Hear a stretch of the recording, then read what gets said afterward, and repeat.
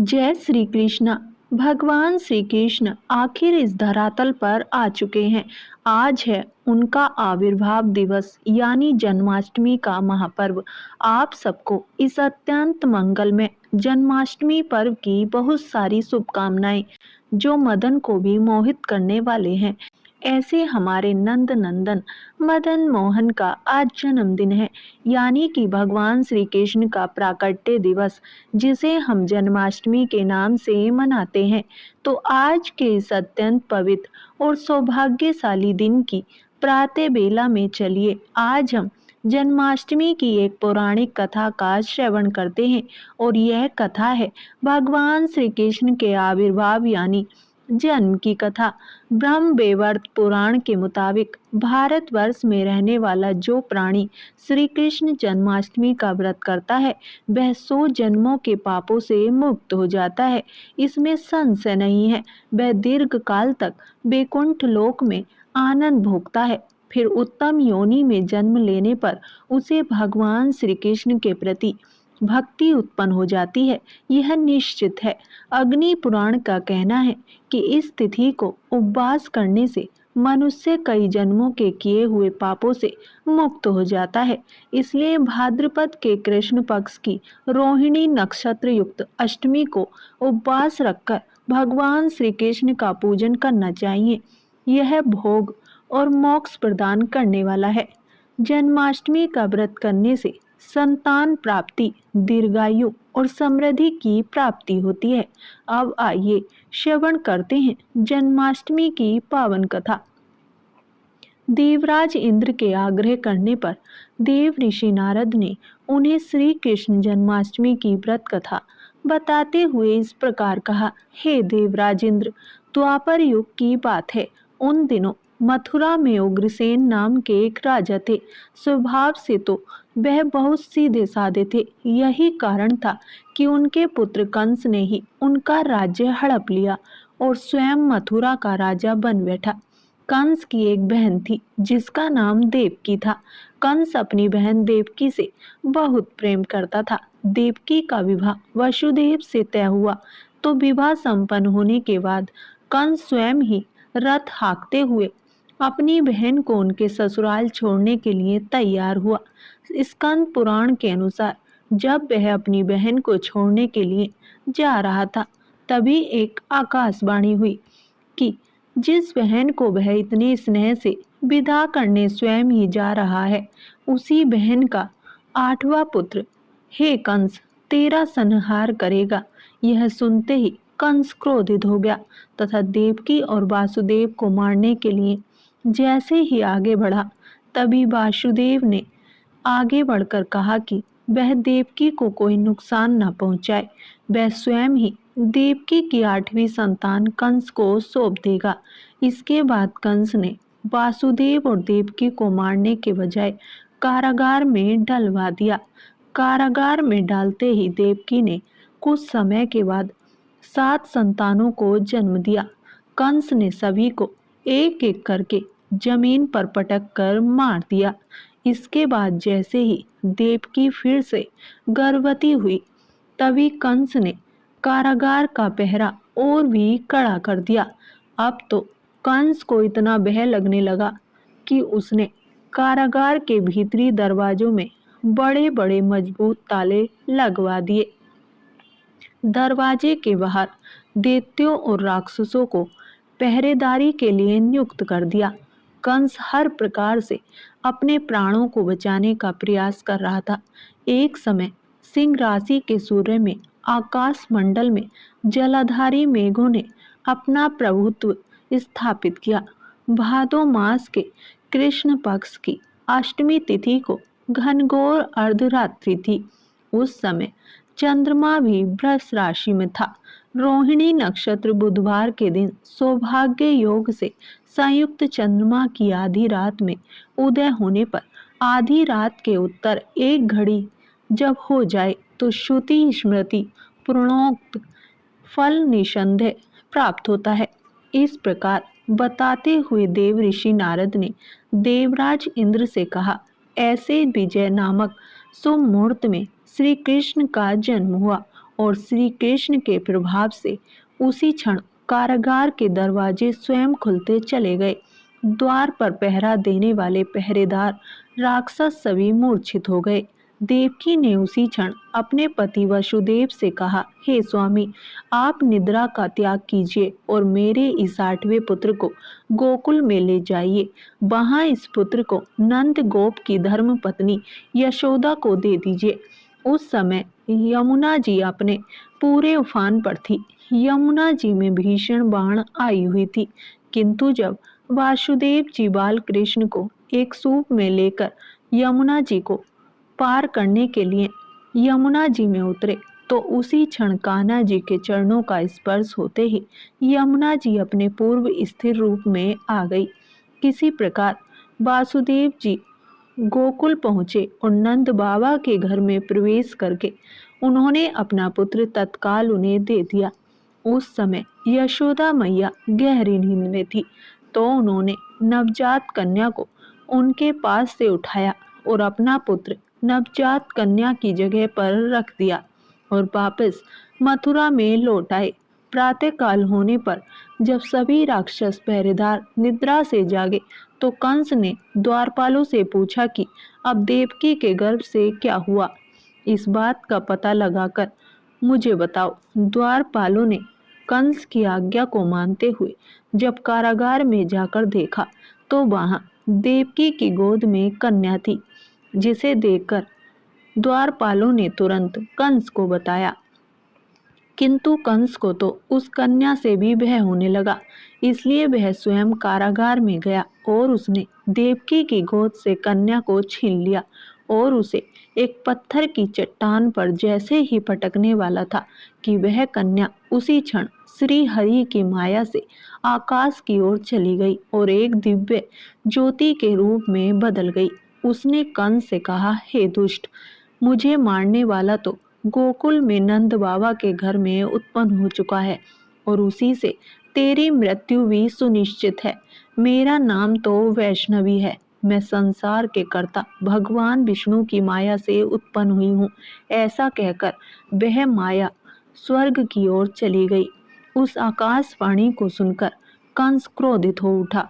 उसने नंद बाबा के घर में पूतना राक्षसी को कृष्ण का वध करने के लिए भेजा, किंतु जब वह राक्षसी श्री कृष्ण को स्तनपान कराने लगी तो श्री कृष्ण ने उसके स्तनों से उसके प्राणों को ही खींच लिया और वह राक्षसी कृष्ण कृष्ण करते हुए मृत्यु को प्राप्त हो गई। जब कंस को पूतना की मृत्यु का समाचार मिला तो उसने कृष्ण का वध करने के लिए बारी बारी से केसी नामक दैत्य को अश्व के रूप में, उसके बाद अरिष्ट नामक दैत्य को वैल के रूप में भेजा, किंतु यह दोनों भी श्री कृष्ण के हाथों मृत्यु को प्राप्त हो गए। उसके बाद कंस ने काल्याख्य नामक दैत्य को कौवे के रूप में भेजा, किंतु वह भी श्री कृष्ण के हाथों मारा गया। अपने बलवान राक्षसों की मृत्यु के आघात से कंस अत्यधिक भयभीत हो गया। उसने द्वारपालों को आज्ञा दी कि नंद बाबा को तत्काल मेरे सामने उपस्थित किया जाए। द्वारपाल नंद बाबा को लेकर जब उपस्थित हुए तो कंस ने नंद बाबा से कहा कि अगर तुम्हें अपने प्राणों को बचाना है तो पारिजात के पुष्प लेकर आओ। अगर तुम नहीं ला पाए तो तुम्हारा वध निश्चित है। कंस की बातों को सुनकर नंद जी ने ऐसा ही होगा कहा और अपने घर की ओर चले गए। घर आकर उन्होंने सारा वृतांत अपनी पत्नी यशोदा जी को सुनाया, जिसे भगवान श्री कृष्ण भी सुन रहे थे। एक दिन श्री कृष्ण अपने मित्रों के साथ यमुना नदी के किनारे गेंद खेल रहे थे और अचानक स्वयं ने ही गेंद को यमुना नदी में फेंक दिया। यमुना में गेंद फेंकने का मुख्य उद्देश्य यही था कि वे किसी भी प्रकार पारिजात पुष्पों को तोड़कर ले आएं, इसलिए वे एक कंदव के वृक्ष पर चढ़कर यमुना में कूद पड़े। कान्हा जी के यमुना में कूदने का समाचार श्रीधर नामक गोपाल ने जाकर भागते हुए यशोदा मैया को सुनाया, जिसे सुनकर यशोदा मैया नंगे पांव ही दौड़ी दौड़ी चली आई और यमुना नदी के किनारे आ पहुंची।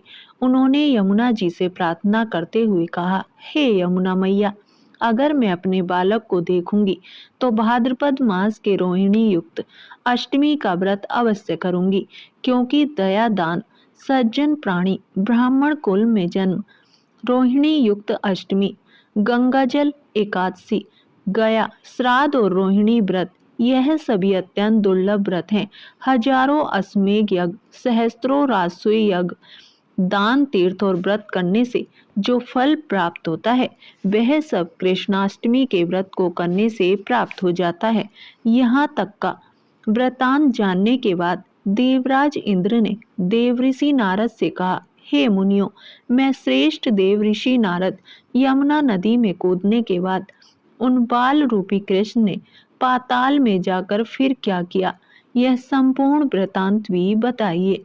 तो नारद जी कहने लगे, नारायण नारायण, हे इंद्र, पाताल में उस बालक से नागराज की पत्नी ने कहा कि तुम यहाँ क्या कर रहे हो, कहाँ से आए हो और यहाँ आने का क्या प्रयोजन है। अगर तुम्हें कुछ चाहिए तो यह कंगन मुकुट और मणियों का हार लेकर अपने घर वापस चले जाओ, क्योंकि इस समय मेरे स्वामी शयन कर रहे हैं। अगर वे उठ गए तो फिर तुम्हें डस लेंगे। नाग पत्नी की बातें सुनकर श्री कृष्ण कहने लगे, हे कांते, मैं किस प्रयोजन से यहाँ आया हूँ वह वृतांत भी मैं तुम्हें सुनाता हूँ।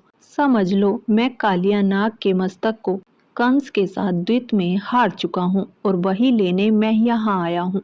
बालक कृष्ण की इस बात को सुनकर नाग पत्नी अत्यंत क्रोधित हो उठी और अपने सोए हुए पति को उठाते हुए कहने लगी, हे स्वामी, आपके घर यह शत्रु आया है, इसलिए अब आप इसका हनन कीजिए। अपनी स्वामिनी की बात सुनकर कालिया नाग अपनी निद्रा को त्याग कर जाग पड़ा और बाल कृष्ण से युद्ध करने लगा।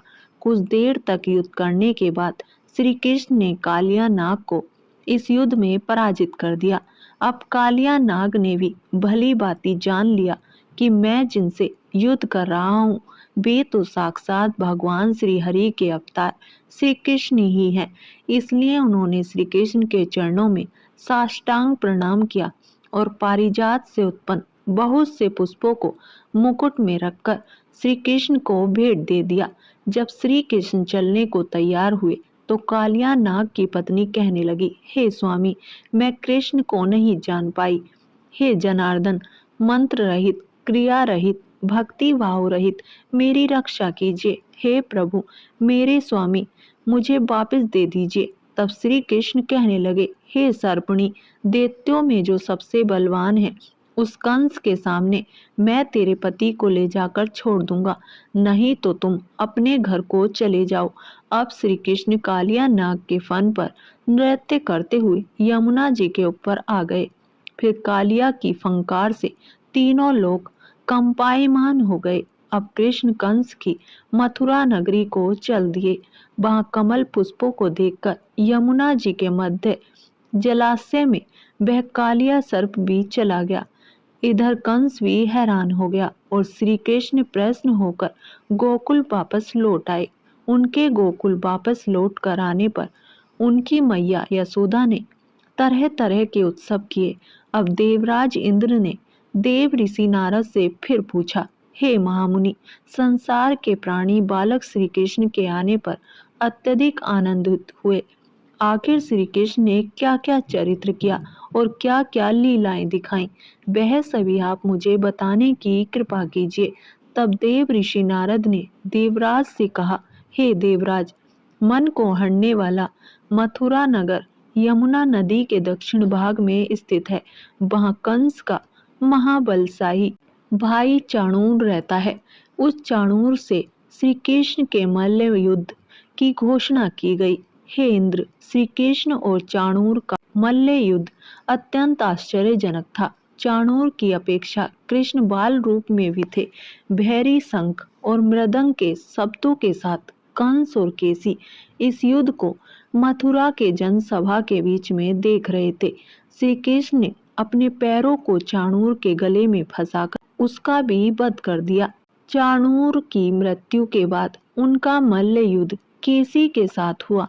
अंत में केसी भी इस युद्ध में भगवान श्री कृष्ण के द्वारा मारा गया। केसी की मृत्यु के बाद मल्ल युद्ध देख रहे सभी प्राणी श्री कृष्ण की जय जयकार करने लगे। बाल कृष्ण द्वारा चाणूर और केसी का वध होना अब तो कंस के लिए अत्यंत हृदय विदारक हो गया। इसलिए अपने सैनिकों को बुलाकर उन्हें आज्ञा दी कि तुम सभी अस्त्र शस्त्रों से सुसज्जित होकर कृष्ण से अभी युद्ध करो। हे इंद्र, उसी क्षण श्री कृष्ण ने गरुण, बलराम तथा सुदर्शन चक्र का ध्यान किया, जिसके परिणाम स्वरूप बलदेव जी सुदर्शन चक्र लेकर गरुण पर आरूढ़ होकर आ गए। उन्हें आता देख बालक श्री कृष्ण ने सुदर्शन चक्र को उनसे लेकर स्वयं ही गरुण की पीठ पर बैठकर न जाने कितने ही राक्षसों और दैत्यों का वध कर डाला और कितनों के शरीर अंग भंग कर दिए। इस युद्ध में श्री कृष्ण और बलदेव ने असंख्य दैत्यों का वध भी किया। बलराम जी ने अपने आयुध शस्त्र हल से और श्री कृष्ण ने सुदर्शन चक्र से माघ मास के शुक्ल पक्ष की सप्तमी को विशाल दैत्यों के समूह का सर्वनाश कर डाला। जब अंत में केवल दुराचारी कंस ही बचा रह गया तो श्री कृष्ण कहने लगे, हे दुष्ट अधर्मी दुराचारी, अब मैं इस महायुद्ध स्थल पर तुझसे युद्ध कर तेरा वध कर इस संसार को तुझसे मुक्त कराऊंगा। ऐसा कहते हुए श्री कृष्ण ने उसके बालों को पकड़ लिया और कंस को घुमाकर पृथ्वी पर पटक दिया, जिससे उसकी मृत्यु हो गई। कंस के मरने पर देवताओं ने आकाश से पुष्प वर्षा की। प्रिय भक्तों, आज हमने उस दिव्य रात्रि की कथा सुनी जब कारागार के अंधकार में भी आशा और भक्ति का दीप प्रज्वलित हुआ। माता देवकी के हृदय की वेदना, पिता वासुदेव का अद्भुत साहस और बाल गोपाल का मोहक अवतरण, यह सब हमें यह सिखाते हैं कि जब जीवन में संकट आए तो विश्वास, धैर्य और ईश्वर भक्ति ही हमें पार लगाते हैं। भगवान श्री कृष्ण का जन्म केवल मथुरा में ही नहीं हुआ था, बल्कि हर उस हृदय में हुआ जो प्रेम, सत्य और करुणा से भरा हुआ है। आज भी जब हम उनका नाम स्मरण करते हैं, राधे कृष्णा कृष्णा कृष्णा राधे राधे, तो हमारे भीतर की नकारात्मकता नष्ट होती है और जीवन में आनंद का संचार होता है। इस पावन जन्माष्टमी पर लड्डू गोपाल के चरणों में हम यही प्रार्थना करें कि हमारे जीवन में सदैव धर्म का प्रकाश, प्रेम का प्रभाव और भक्ति का अमृत बना रहे। सभी के घर आंगन में सुख, शांति और समृद्धि का वास हो और श्री कृष्ण की बंसी की मधुर धुन आपके जीवन को आनंदमय बनाती रहे। एक बार प्रेम से बोलिए, जय श्री कृष्ण, राधे राधे। अब आइए अंत में श्रवण करते हैं भगवान श्री कृष्ण और मैया यशोदा की अलौकिक कथा। एक बार यशोदा मैया प्रभु श्री कृष्ण के उल्हानों से तंग आ गई और छड़ी लेकर श्री कृष्ण की ओर दौड़ी। जब प्रभु ने अपनी मैया को क्रोध में देखा तो वह अपना बचाव करने के लिए भागने लगे। भागते भागते श्री कृष्ण एक कुम्हार के पास पहुंचे। कुम्हार तो अपने मिट्टी के घड़े बनाने में व्यस्त था, लेकिन जैसे ही कुम्हार ने श्री कृष्ण को देखा तो वह बहुत प्रसन्न हुआ। कुम्हार जानता था कि श्री कृष्ण साक्षात परमेश्वर हैं। तब प्रभु ने कुम्हार से कहा कि कुम्हार जी, आज मेरी मैया मुझ पर बहुत क्रोधित है। मैया छड़ी लेकर मेरे पीछे आ रही है। भैया, मुझे कहीं छुपा लो। तब कुम्हार ने श्री कृष्ण को एक बड़े से मटके के नीचे छिपा दिया। कुछ ही क्षणों में मैया यशोदा भी वहां आ गई और कुम्हार से पूछने लगी, क्यों रे कुम्हार, तूने मेरे कन्हैया को कहीं देखा है क्या? कुम्हार ने कह दिया, नहीं मैया, मैंने कन्हैया को नहीं देखा। श्री कृष्ण ये सब बातें बड़े से घड़े के नीचे छुपकर सुन रहे थे। मैया तो वहां से चली गई। तब प्रभु श्री कृष्ण कुम्हार से कहते हैं, कुम्हार जी, यदि मैया चली गई हो तो मुझे इस घड़े से बाहर निकालो। कुम्हार बोला, ऐसे नहीं प्रभु जी, पहले मुझे 84 लाख योनियों के बंधन से मुक्त करने का वचन दो। भगवान मुस्कुराए और कहा, ठीक है, मैं तुम्हें 84 लाख योनियों से मुक्त करने का वचन देता हूँ। अब तो मुझे बाहर निकाल दो। कुम्हार कहने लगा, मुझे अकेले नहीं प्रभु जी, मेरे परिवार के सभी लोगों को भी 84 लाख योनियों के बंधन से मुक्त करने का वचन दोगे तो मैं आपको इस घड़े से बाहर निकालूंगा। प्रभु जी कहते हैं चलो ठीक है, उनको भी 84 लाख योनियों के बंधन से मुक्त होने का मैं वचन देता हूँ। अब कुम्हार कहता है बस प्रभु जी, एक विनती और है, उसे भी पूरा करने का वचन दे दो तो मैं आपको घड़े से बाहर निकाल दूंगा। भगवान बोले वो भी बता दो, क्या कहना चाहते हो?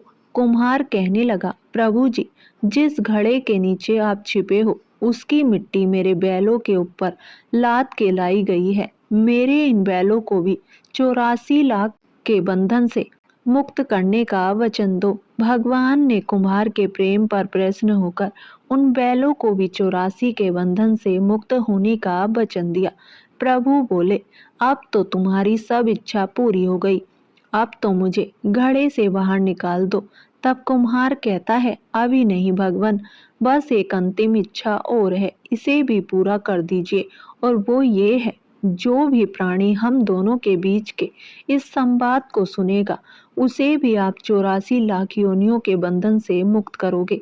बस यह वचन दे दो तो मैं आपको इस घड़े से बाहर निकाल दूंगा। कुम्हार की प्रेम भरी बातों को सुनकर प्रभु श्री कृष्ण बहुत खुश हुए और कुम्हार की इस इच्छा को भी पूरा करने का वचन दिया। फिर कुम्हार ने बाल श्री कृष्ण को घड़े से बाहर निकाल दिया, उनके चरणों में साष्टांग प्रणाम किया, प्रभु जी के चरण धोए और चरणामृत पिया। अपनी पूरी झोपड़ी में चरणामृत का छिड़काव किया और प्रभु जी के गले लगकर इतना रोए कि प्रभु में ही विलीन हो गए। जरा सोच करके देखिए, जो बाल श्री कृष्ण 7 कोस लंबे चौड़े गोवर्धन पर्वत को अपनी कन की उंगली पर उठा सकते हैं, तो क्या वो एक घड़ा नहीं उठा सकते? लेकिन बिना प्रेम रीझे नहीं। नटवर नंद किशोर कोई कितने भी यज्ञ करे, अनुष्ठान करे, कितना भी दान करे, चाहे कितनी भी भक्ति करे, लेकिन जब तक मन में प्राणी मात्र के लिए प्रेम नहीं होगा, प्रभु श्री कृष्ण मिल नहीं सकते। जय जय श्री राधे कृष्णा। हे प्रिय भक्तों, तो कैसी लगी आपको आज की कथा? अगर वीडियो पसंद आई हो तो वीडियो को लाइक करें, चैनल को सब्सक्राइब करें और कमेंट बॉक्स में जय श्री कृष्णा लिखना ना भूलें। धन्यवाद।